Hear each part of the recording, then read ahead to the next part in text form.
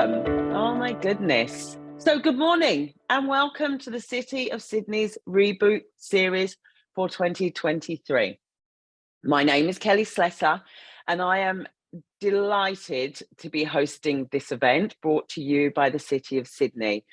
Before we start, I want to acknowledge the Gadigal people of the Eora Nation, traditional owners of the lands, and pay my respects to elders past, present and emerging, as well as acknowledging that we are all here today on different lands, and so acknowledge the traditional owners of the lands from wherever you join us today. And it is always an honour and privilege for me to be able to do that. Today is the launch of the City of Sydney's Reboot 2023 programme. 9 free business webinars developed by the City of Sydney to support businesses recover, rebuild, engage and grow their customers and revenue in response to the pandemic. These will be weekly masterclasses on Tuesday from 12 to 1 with some of Australia's leading experts. I can't believe the lineup we've got this year. I thought we had a massive, big name, amazing people line up last year, and this year we've gone bigger. It's going to be phenomenal, and I can't believe I get to call this work. I'm very, very lucky. They're going to share their knowledge on things like digital channels, branding, storytelling, purpose building, and essentially how to grow your business for those small and medium businesses that we've got in the room. So I'm really lucky to be sharing this with you. You're going to hear from incredible leaders in their field. And today we have the iconic business leader who is Will Edwards from Archie Rose. Will share some amazing insights on business growth. And at the end of this session, I'll just run you through. At the end of this session, we're going to share a case study. So we've got Byron Wolfrey from Trolleyed, who will come on and ask Will some questions about his business and get some live and direct response to some of his business challenges, which is going to be exciting. There is a Q&A function which you can use on the webinar today. Please write your questions in the Q&A, not in the chat, because otherwise Rachel and Selvi and everyone has to copy it over from the chat to the Q&A. So please put it in the chat so that we don't miss it. And we'll be asking Will those questions at the end of the session. So you get to tap into this great mind. The sessions are all recorded. So don't worry if you miss any bits of gold. And EDMs will be, or an email will be sent out at this week with a recording of the session and some real action items in there that you can use in your business. At the end of the session, we will put a link in the chat, and the link is for a survey. We would love to know and get feedback on these sessions. We can only improve them. They are meant to give you energy. They're meant to help your businesses grow. So we just want to make sure we're on track with this. And if there's any things we can do, I can do, City of Sydney can do to improve these ongoing, that's what we're here for. These are for you. So please give feedback at the end of them. And also, if you're loving it, you love the content, please also give feedback, because it's really great to be able to give that feedback to the speakers that have given their time to help you as businesses. So the survey will only take 2 minutes. Without further ado, I am absolutely excited and honoured and proud to bring the powerhouse that is Will Edwards. So I'm going to give you a little bit of his bio. Will Edwards is the founder of Archie Rose and always had a passion for spirits, experimenting with homebrew, spirit-based infusions and oak maturation. I hope I've said that right. After an early career in management consulting, Will left his corporate job at Deloitte, traveling to New York and Tasmania to answer the question that intrigued him for many years: why weren't there more distilleries in Australia, specifically in the cities, and could he be the one to establish one? Fast forward, an Archie Rose distillery company opened its doors in Rosebery in 2015, just 5 kilometres from the Sydney CBD, and has since become Australia's most highly awarded distillery, handcrafting whiskey, gin, vodka, rum, and tailored spirit experiences. Not just Australia, actually, also globally. I just saw that they recently won a global award for Distillery of the Year. So I would like to welcome, without further ado, the powerhouse that is Will. Hey, Kelly. Hi, everyone. Hey, thank you so much for joining us today, Will. I really can't wait to hear your story and background. And I have obviously stalked you on all channels and have followed your story. So I know everyone's going to get so much out of this session, which will be awesome. So should we kick off? Yeah, absolutely. All right. So my first question is, what process did you go through to launch Archie Rose, and how did you come up with the concept? Yeah, so I mean, I won't go back to the very, very beginning, but fundamentally, I always had a passion for spirits, and I, as you said, saw what was happening in the local industry with the craft brewers getting some real traction. And I was also looking overseas to particularly New York and London, where some of the first distilleries were popping up in the urban centers since Prohibition in New York, and in London just for a very, very long time. And I couldn't really understand why there weren't more urban distilleries in Australia. There weren't any urban distilleries in Australia at the time. There are only about a dozen in the whole country. And for me, as someone who was really into spirits and cocktails, I just thought that there seemed to be this demand using the craft brewers as a good, proxy for people that were really interested in where their food and drink came from. We had this great cocktail culture that continues to grow and evolve. And we also had a really interesting history in distillation. And so for me, it was that question, why aren't there any urban distilleries? Why aren't there more distilleries in Australia? Why aren't we making local spirits? That I had in my mind. And, just the way I am, if I have a question like that, I can't really let it go. It won't just disappear. I have to kind of actively resolve it and either go, okay, well, that's the reason, then I can put that idea to bed and do something else. Or in this case, pursue it. Yeah. And you pursued it. Yeah, absolutely. How did you prove that it was viable though? Because there's the kind of, that I suppose that passion about something, and and then there's the proof points that go, actually this could be or is a viable business model. How did you get to that point? Yeah, it was difficult, and it was difficult because there were so few operating examples of an Australian distillery full stop, but particularly the type of distillery that I wanted to create, being in the city, being accessible, having a cocktail bar attached, being a bit broader than just, a distillery that then sells wholesale spirits. So I kind of started from the ground.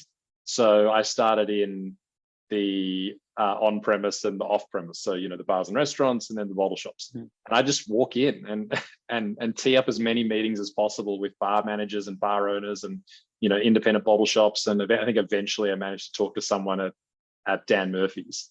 And I just asked them, I'm like, hey, do you feel there's any growing interest in Australian spirits? Would you want to sell Australian spirits? If so, what price point would they need to be at? And then I just sort of went on with as many questions as they were willing to answer before they kicked me out. and from that, I tried to put together some sort of quantitative business model. If I made this and I could keep the cost of goods to this level, I could then incorporate the margins I needed to for, distributors and wholesalers and retailers. And then I could get the products, into say this many stores or this many venues. And then if the rate of sale is this, I sort of multiplied it all out to try and come up with some sort of quantitative model, which then validated the investment in the distillery upfront, because a distillery is a huge investment. It's a factory. You've got to build the place. So it was really about looking at, well, look, if I'm putting this much in upfront, what's the payback going to look like? How's it all going to work? And I absolutely didn't get it right, but at least it gave me and it gave us enough confidence that there's a viable business here. But it was difficult. It was because there weren't any existing examples you could just look to and go, oh, okay, well, we'll do what they did, but a bit different. Yeah. Really had to try and build that model from scratch. So I'm fascinated about that because, having started a couple of businesses myself, getting those numbers and research it's really hard, you know, getting kind of a financial model if, like you said, there isn't a business that has done this before, or, you know, something you can go and copy off the web. How did you get that research?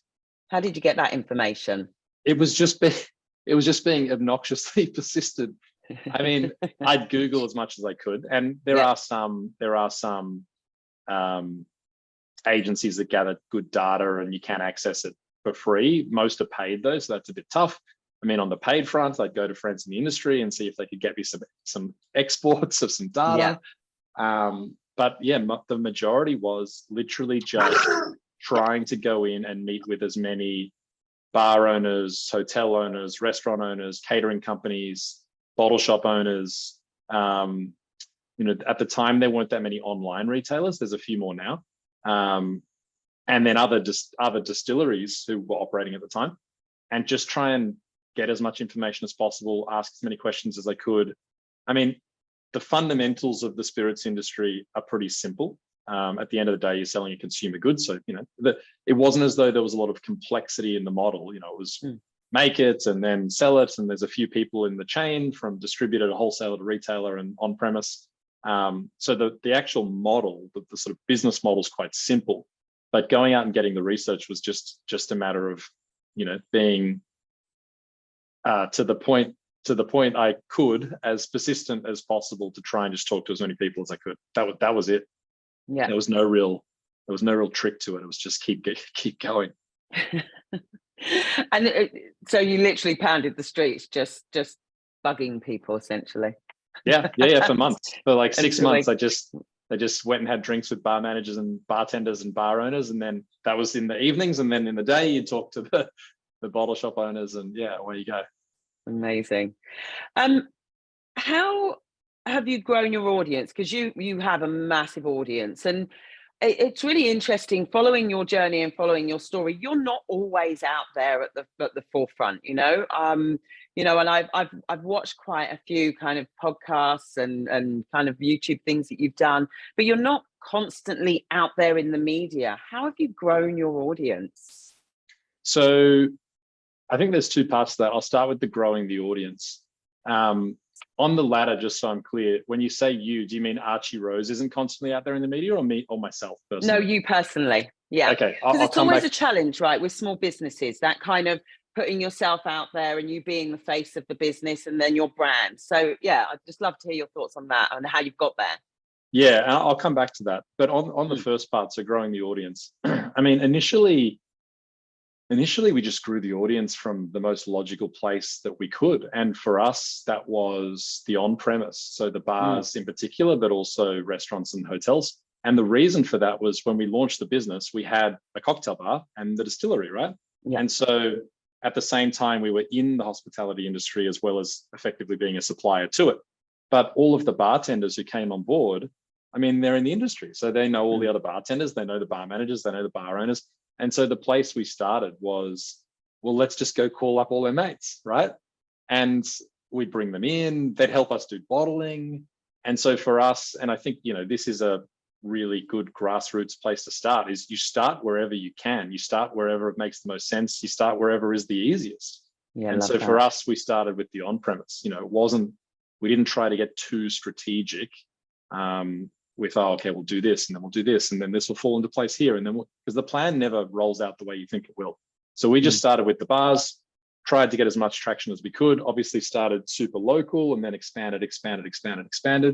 And then at some point, once you've got enough traction in your local area with the closest, I guess, customer to you, then you get the attention of maybe, you know, I'll talk to the off-premise in our industry, the attention of maybe the local independent bottle shop, you know, and then you go in there and they might have 3 or 4 stores and then you might get ranging in that little store network.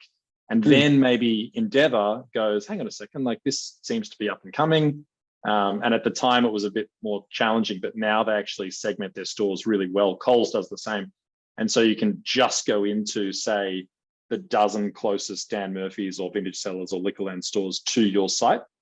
And so I think what I'd say from a physical customer, because digital's different, it's about starting, you know, in your immediate proximity, both geographically, but also in terms of the network that you have. I think a lot of this comes down to just not overthinking it, not trying to be overly strategic. Obviously, you want to be thinking ahead, but more important is you just want to be getting stuff done. And so, it was well, we hired a bunch of bartenders who were kind of half our mates anyway.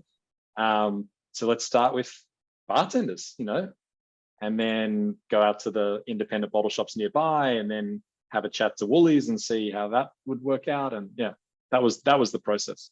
I think on the second part of your question, that's probably one that was a bit more strategic. And, I did that for a number of reasons. From the beginning, I personally didn't want to be the face of the brand or the thing that the brand was known for. I mean, the first thing you do to ensure that doesn't happen is don't name it after yourself. So, there's a lot of particularly whiskey companies where it's named after the founder. It's somebody's whiskey company. And it's actually named after is it your granddad? Well, yeah. So the name story, very, very briefly. So we were just doing some research as to the history of Rosebery, which is where the distillery was founded, because I always wanted to have a name that was linked to the original site. So even if we expanded, built a second distillery, which we have down in Botany, and started exporting the products that was all around the world, the name always tied you back to where we started. And so we did some research. We found that Rosebery was named after a guy called Archibald Primrose, a British Prime Minister. Mixed record, maybe not the most impressive British Prime Minister. So we scrapped that as an idea, but we really like the name Archie. It was my grandfather's middle name. There's a few other family connections. And so we just held on to the name Archie. And then the Rose was just a short form for Rosebery. And that gave us that link back to where we started. But for me, I didn't want to be the face of the brand. I wanted the brand and the business to really stand up on its own. I wanted us to be known for what it was that we did and how we did it, and not for me. The other thing I'd say is that I'm not sort of naturally inclined to being that face of the brand. I'm perfectly happy to, I really enjoy having these sorts of conversations, but it's not the thing that it's not my favorite thing to do. And it heaps of press and out there and that sort of thing. And it's also probably not the thing that I'm best at. Our brand ambassadors and some of our other department heads are much better at it than I am.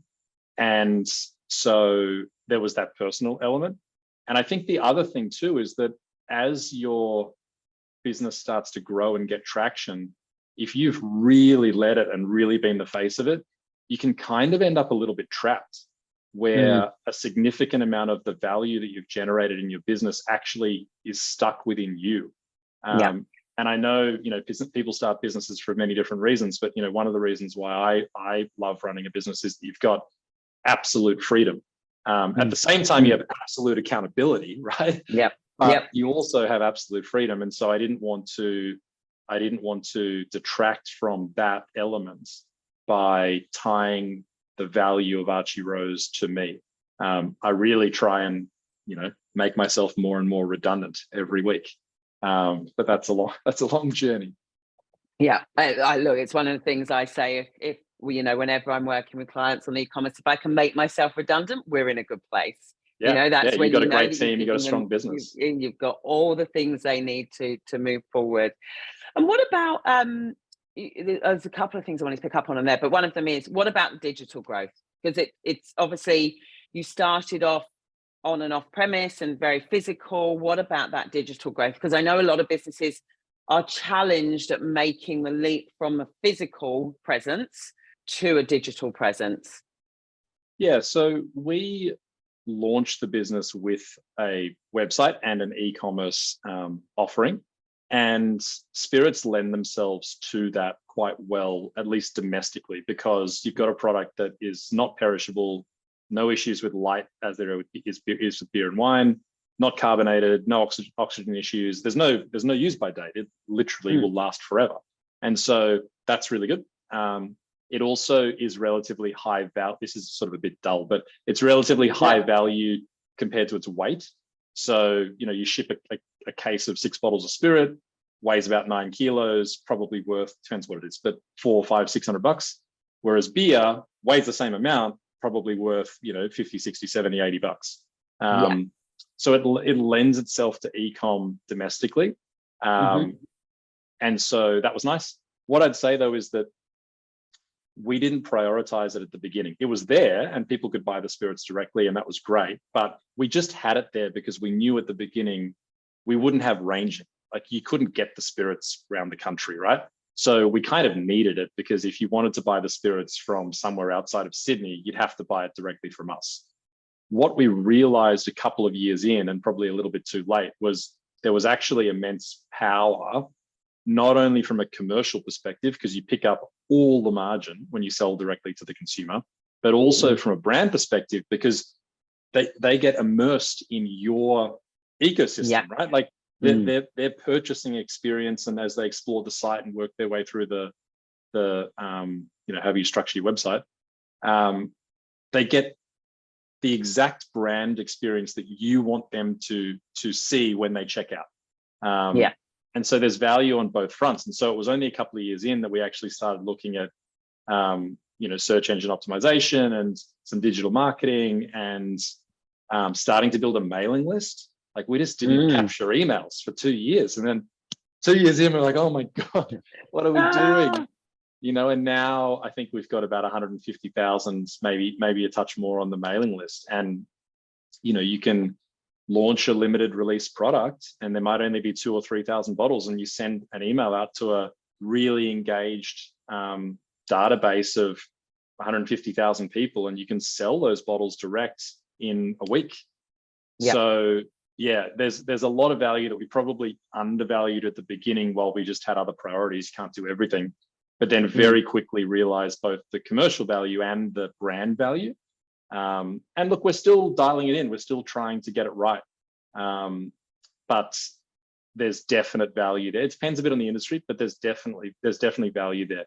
The only thing I would say though, is if you're running an e-com business, but you're also supplying wholesale, you need to be very, very clear and careful to not end up a competitor of your wholesale customers. And so for us, we take an extremely disciplined approach on the website, where we will never undercut the pricing of our wholesale customers. We'll just only sell at retail. We might add value through other things like a little gift with purchase or something, but we're not going to mess around with trying to compete with our wholesale customers who, at the same time as consumers, they're our customers. We don't want to mess with our customers. So you just got to keep that in mind when you're driving e-com. Can't do it at the expense of your wholesale customers. Otherwise, why would they support you? Absolutely.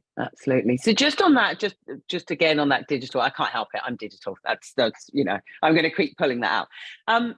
What were the kind of the main channels? You talked about SEO, email. What were the main channels? And even today, what are the main channels that are driving that activity in your digital part of the business?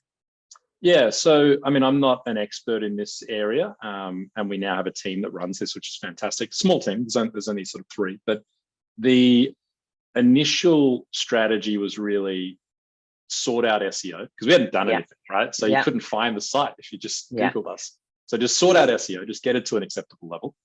Then tidy up the website, because it was a custom build for a variety of reasons. And when some of the more commercially minded developers took a look at it, they just went, look, there's a lot of things in here that just aren't right, that just aren't letting you index correctly on search engines, or, we could change some of the terms here and you get a much better result. So SEO, tidy up the website, and that probably got us to a baseline.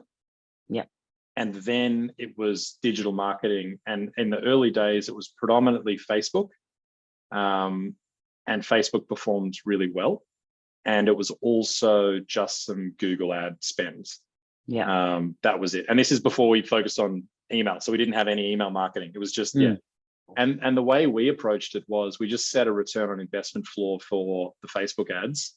And provided we were above that floor, then we could keep rolling them out. And if anything dropped off, then we investigated why and changed it.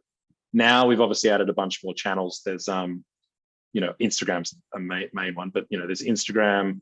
We do some stuff on YouTube. I think we explored some things on Twitter, but it wasn't that well suited.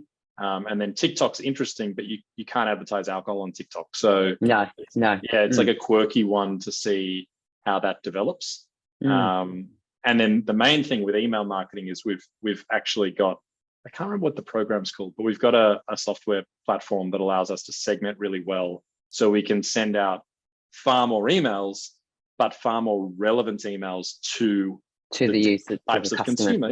Yeah. Because some of our audience loves gin and doesn't drink whiskey, and some of them are the opposite, and some of them, you know, tried one of the canned cocktails at a festival and loved that, and so they've come into the brand through different channels, and so they're not all interested in the same thing. And you don't want to be just bombarding them with everything with no consideration for what they're into. You want to actually serve them up something that is valuable.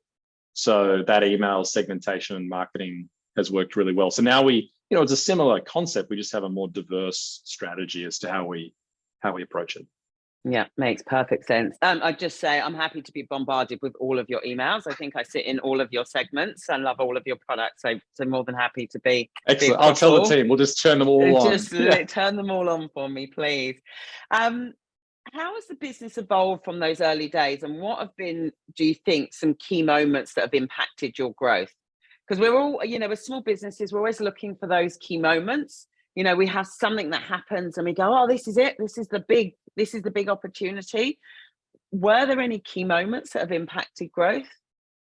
Yeah, there definitely have been. I mean, they're probably the things you would expect. So I'd say when we first secured ranging with, so I mean, spirits and alcohol in general, but particularly spirits in Australia, it's kind of you know, an oligopoly in a sense, in that Endeavour, which was Woolworths drinks business, Endeavour, I think, is more than half of the off-premise liquor category. Oh, wow. And so they, through Dan Murphy's and BWS store network, have the biggest footprints. And then Coles obviously has Liquorland and First Choice and Vintage Cellars, and then you've got a bunch of independents. But I remember when we first agreed to, which was an odd way to approach it, ranging with Endeavour, and it was before Endeavour existed, but with Endeavour, that definitely had a huge impact, not only in sales, so not only in just like the purchase orders that they submitted to us, but also in growing the brand, because for the first time ever, we had national ranging. You could be over in, you know, Broome in WA, and a bottle of our gin would be on the shelf. And so we obviously had the uplift from the purchases, which was great, but then also we had a lot more just exposure and organic traffic to the website bumped up, and, you know, subscribers to the mailing list, and, you know, social engagement and all these sorts of things. So I think for us, while we obviously expected the sales volume to increase, we probably didn't expect the halo effect that securing that ranging would have across all the other channels. I'd also say that, you know, I'll just rattle them off quickly, but COVID had a massive impact, and then our whiskey reaching maturity and becoming available had a massive impact, and then more recently, a couple of our larger partnerships. So we supply all of the gin to Mardi Gras and this year Sydney World Pride. We've done that for the past 2 years, and we've got another year on our partnership agreement with them. And then Live Nation, we supply all of the white spirits to all of Live Nation's festivals and events and gigs and venues. Yeah. And so I think those in my mind are the things that stand out as the milestones. So that first ranging with a major group, COVID, which was a mess, but obviously accelerated direct to consumer and off-premise sales. And then the whiskey finally becoming available and launching. And then some of our more recent partnerships with Mardi Gras, Sydney World Pride and Live Nation, and the Sydney Opera House, actually, which is just about to launch. I just saw that as well. Congratulations, by the way. Yeah, thank you. So on that, and again, a little tangent, just on the partnerships thing. So it sounds like some of the key moments of growth have been around you building partnerships, which, you know, is no easy feat, right? It's not easy to get into the Endeavour Group. It's not easy to. What are some of the tips around building partnership for kind of small to medium business? Because it's obviously been a really important part of your journey.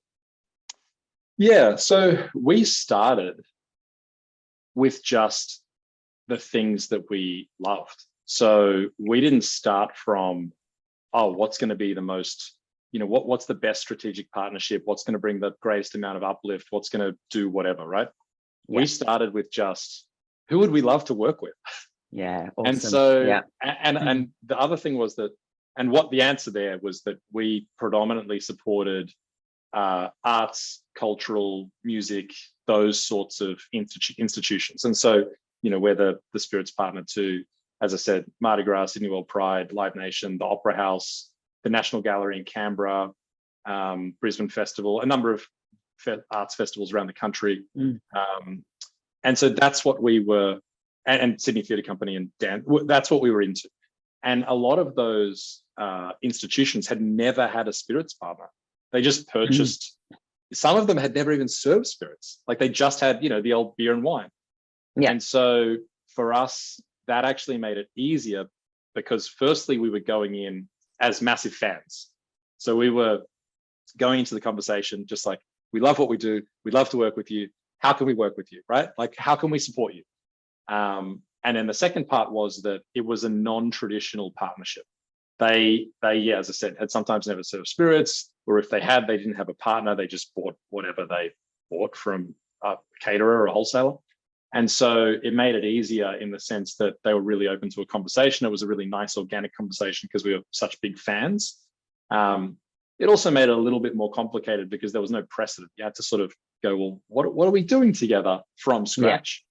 But I definitely think that was the strength in approaching those partners who we just straight up loved and also who were probably non-traditional partners for a spirits brand. And I don't think you should be concerned about approaching partners who aren't a logical fit, because if you really love what each other do and you're aligned from a values perspective, which I know sounds cliched, but it's the most important thing, then you'll find a way to make it work.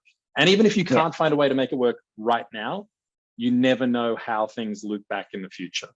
And that's how we started. And then I think what's happened as we've grown is through that approach, we've been able to then scale the partnerships in line with the business growing, and also weave in more commercially competitive partnerships that we previously couldn't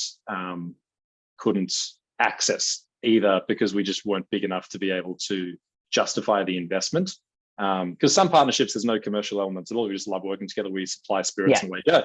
And others, you need to submit a bid and cut a very big check to win the supply agreement. But we can never cut as big a check as the Diageos and the Pernos and the massive multinationals. So we're always going in with, look, we just can't give you the same amount of money, but what we can give you is all these other things. Local brand, more sustainable, more ethical, much more agile, customized products, like all these other things. And so it's always about, we're never going to be able to win straight up commercially with the dollars. We just won't. They'll always come with a bigger check. But it's about what else can we add that then adds more value to the partner than the other party. And that's sort of the spectrum from like the early days of the smaller partnerships through to the more scaled commercial ones. Yeah, I love that. From a real tactical level, I'm fascinated to know, going back in the day when you were starting out some of these partnerships, was that you picking up the phone, asking someone for a contact, sending an email? Like how did that kind of pan out? Yeah, so I think our first ever partnership was the Australian Museum, who that's an example of, I don't think they serve spirits, and they certainly didn't have a spirits partner. But to answer your question, it was always, who do we want to work with? Then let's say we've identified someone. It was always then to the team, hey, does anyone know anyone here? Right? Yeah, right. Yeah. And so then, and then you see if anyone knows anyone, and then you go down that. Oh, it's just basic stuff, right? And then you see if anyone knows, go down that path. And then if no one knows anyone, then you go, does anyone know anyone who knows anyone? And you just go through the process. Keep going. Correct. Yeah. And so some of them have been really close because Sydney is a small place. Australia, in the scheme of things, is a small place. The spirits industry is a small industry. And so everyone's pretty well connected. And so we found that there was that snowball effect of, particularly in the arts and cultural space that we typically play in, where there's a lot of crossover, there's a lot of willingness to support each other. You know, the relationships are typically really strong, and it was just a matter of trying to get the contacts. But, you know, I've done stuff which everyone's done, right? Where if we can't find someone, I'll just reach out to someone cold on LinkedIn and just hope that you get a response. And then if I can't get a response from them, then I'll go for like someone else in the business. And you just keep going, keep going, keep going. And, you know, it's that fine line which I sometimes cross between being very persistent and being stalker. like maybe a little bit obnoxious. Yeah. And you got to respect that. You got to respect that. But that persistence is really important. Yeah, and it's, you know, it's got you to where you are. When I kind of listened to your journey and your story, that's how you started, and that's why you are where you are. And I think, you know, I know you say it's basic, but I do think, you know, often as small businesses, we come up with these ideas and then we think, oh my goodness, how am I going to crack this? I want to work with that company. And it kind of stops there, because it almost becomes a little bit too hard and a bit overwhelming. But I think that's great, genius advice. Like, who do you know who knows someone that knows someone that, and just using network to basically reach out to contacts to get those partnerships or conversations moving. Yeah, and I think the two things sometimes that stop people there, and one was an issue for me, the other one wasn't. It is, I think sometimes, the one that was an issue for me, I think sometimes people are too hung up on the confidentiality of their idea. And that was certainly one for me. You know, for me, I was like, when I really committed to this, I didn't want to tell people about it. You know, I was like, oh, if I tell someone, then someone else is going to do it, and then they're going to beat it. And it's like, oh. And so I was a bit cagey about being too open with what I was planning from that sort of confidentiality perspective. And then in hindsight, I realized, firstly, 99% of the people I spoke to, they were not going to steal it and do it. They probably thought it was a terrible idea, right? And even the ones that thought it was a good idea, they're like, oh my God, that's so much work. I'm not going to do that.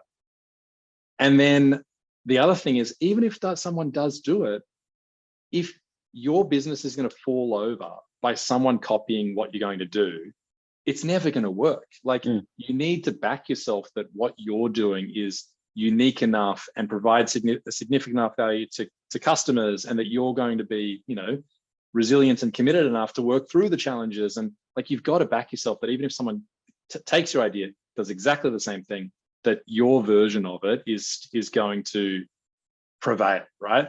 And so the one thing I'd say is, don't be too hung up on the confidentiality. It probably is far less important than you think. And the other one, which didn't really bother me, was, you know, don't be worried about what people think about you. Like, if you're going out there and someone goes, mate, that's the dumbest idea I've ever heard, which a lot of people say that to me in different language, probably more harsher language. You know, if that's going to dissuade you, you definitely shouldn't do it. Shouldn't be doing it. I'm telling you that, hey, this is a dumb idea, is going to make you be like, oh, maybe it's a dumb idea. You definitely shouldn't. It's not ready yet. The idea, you know, you might be fine, but the idea is not ready. So I just say, yeah, don't get too hung up on confidentiality, and certainly don't worry about people saying, you know, it's stupid, or you shouldn't do it, or it's never going to work, or you're not good enough, or whatever. Don't discount the feedback. Like, take the feedback on board, but don't let that, you know, sway your desire to make it happen. Yeah. And your parents backed you from a very early stage, didn't they? Which would really help with that confidence piece. Yeah. It was a very sort of oddly commercial sort of arrangement. I mean, I had to like really pitch a case to them, which they tore apart, and then I had to sort of go do it a few more times. But I guess, and then I had because my dad also runs his own business, and my grandfather was from the country, so he had an orchard. And so I guess your own business, but he was a farmer.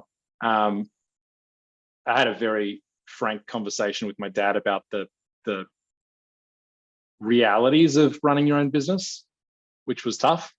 But once I'd committed, they were extremely supportive. Yeah, they were very willing to challenge it during the planning phase, but then once I'd committed, they were fully on board. Yeah. Yeah. And I think that's one of the things with small business and startup, is making sure you ask the right people. So it's the people that are on team, but you know are going to challenge you enough to make sure your idea is a solid idea. And you know, in your case, you were lucky that that was your parents, and other people's, it might be a friend or something like that. All right. Well, I'd love to bring Byron in. So Byron is a sustainable mobile bar based in Sydney. He is, well, it's a portable bar hire. It's Australia's first mobile bar, embracing the qualities of sustainability, forage native wild foods and local organic produce, all served from repurposed airline carts, upcycled into bar trolleys.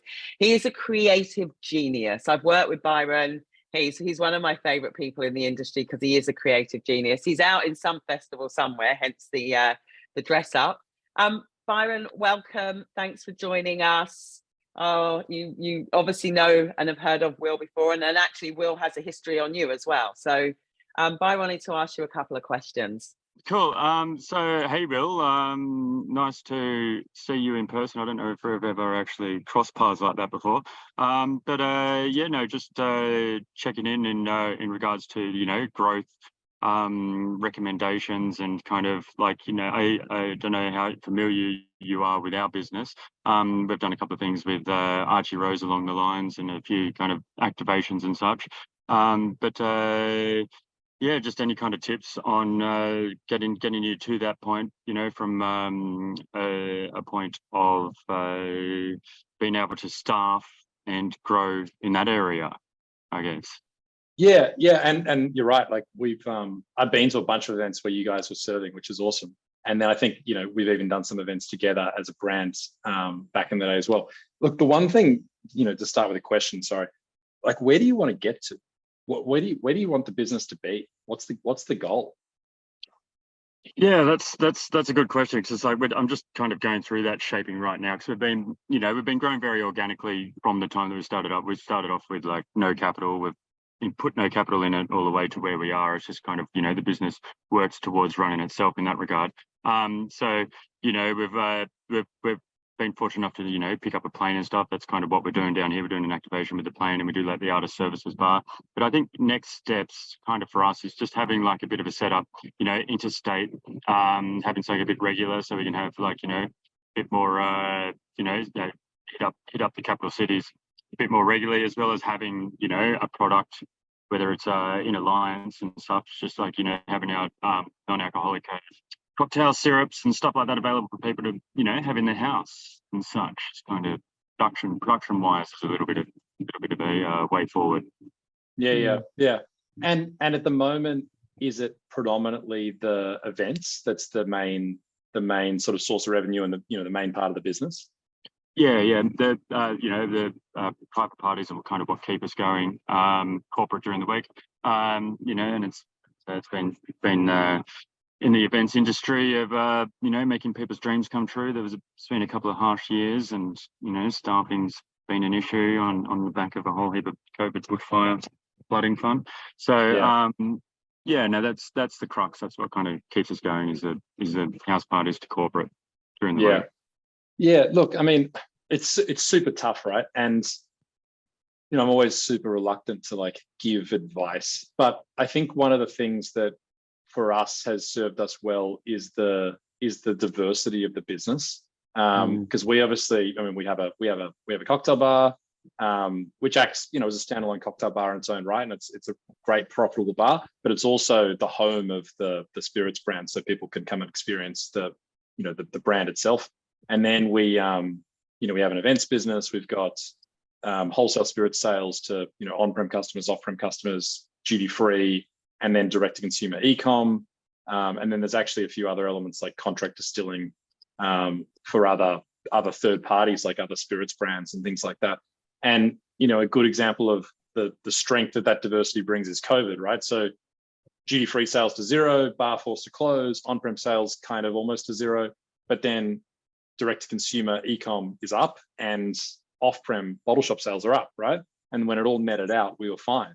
It was a bit sketchy at the start when we didn't know how it was going to play out, but I feel like, for me, that's something that I've valued more and more as the business has grown, because it just provides protection against, economic changes, completely unforeseen stuff like COVID, but also consumer like trends. I mean, even the fact that we're multi-category, right? So gin's been growing at crazy growth. That growth rate is now starting to come down. But whiskey is our second biggest category by sales, just purely because we don't have the supply, but will eventually become the biggest. And so I think, you know, one of the things that I'd probably have a think about is the diversification piece. And you already touched on a few, right? So, you know, product wise, I think it's a logical extension if you're running events for people to then go, well, you know, we can offer some of this for you to, you know, improve your own ability to make great drinks and, you know, provide great service. And, you know, you're talking about non-alc stuff, you're talking about syrups, you're talking about barware. I can see you do the kits. I mean, there's even a question around getting into spirits production, which, you know, that then just provides a different avenue. And you can see that with like bottled cocktails in particular, picking up steam. But even brands and the bar brands, you can see most commonly, like maybe Sammy's got their own spirits brands. I think the Everly Group has their own spirits brands, or bottled cocktail brands that are evolving into spirits brands.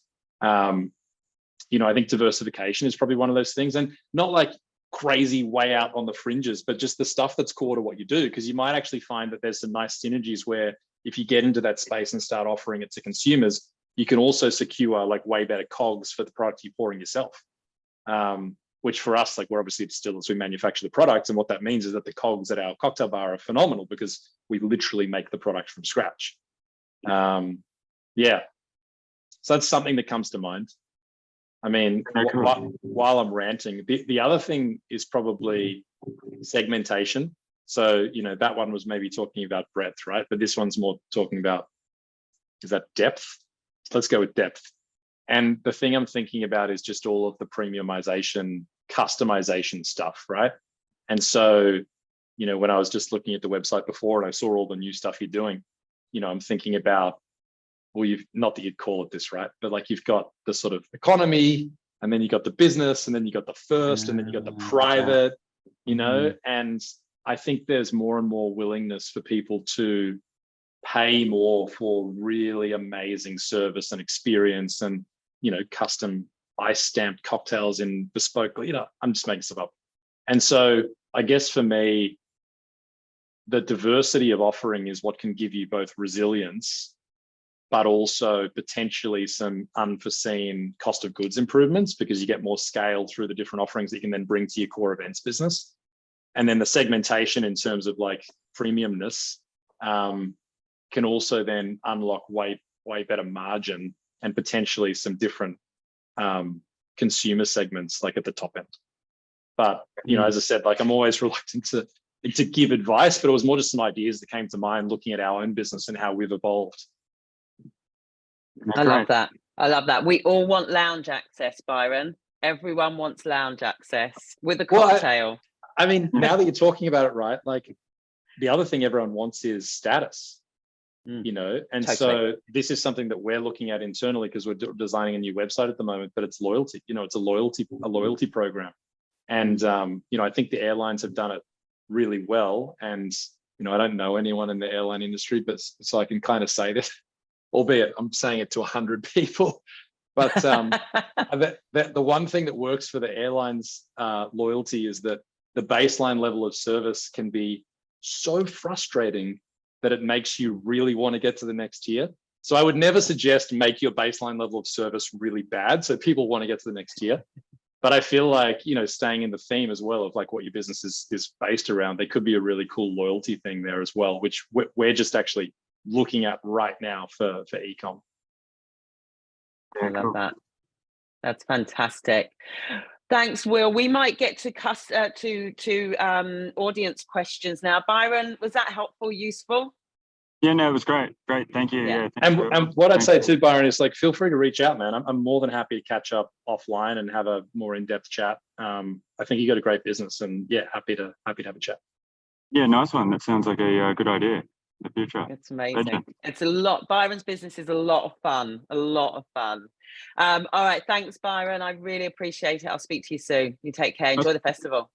Thank you.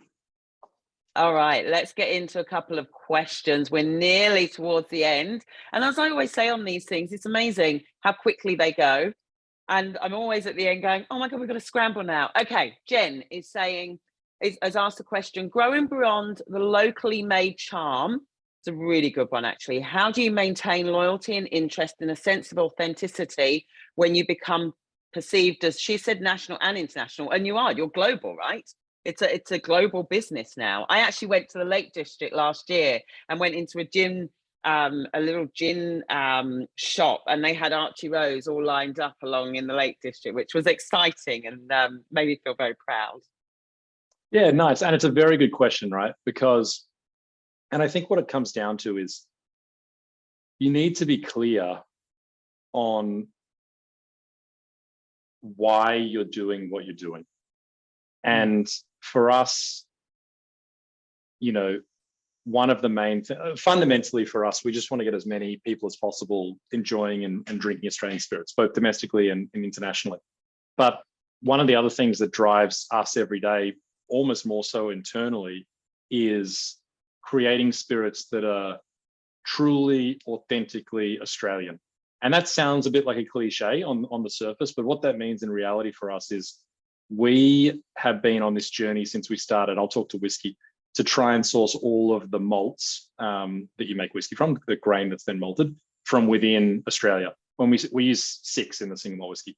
When we started, we could get 1. Now we can get all 6. But to get the last 2, we actually had to grow our own malt in partnership with a malting house out in Western New South Wales. And the malt that we're growing out there is not commercially available high-yielding varieties, but much lower yielding, but much more drought tolerant and less water hungry malt, which is much more suited to the Australian environment. And so for us, like, that's just one example of what it means to create spirits that are authentically Australian. Why use the same malt as they use in the UK in Australia? It's a completely different climate. It's a completely different environment. It just doesn't make sense. And so for us, I think, to answer your question, it's that really clear sense of what we're trying to achieve and how we do the things that we do, as well as limited releases and innovation, which then allows us to sort of focus on one particular element of that and showcase that to consumers. Because you can't always have the conversation around, oh, we're growing our own malts and they're drought resistant, and we're using ethically sourced native botanicals and all this sort of stuff. But what you can do is you can showcase that in a product.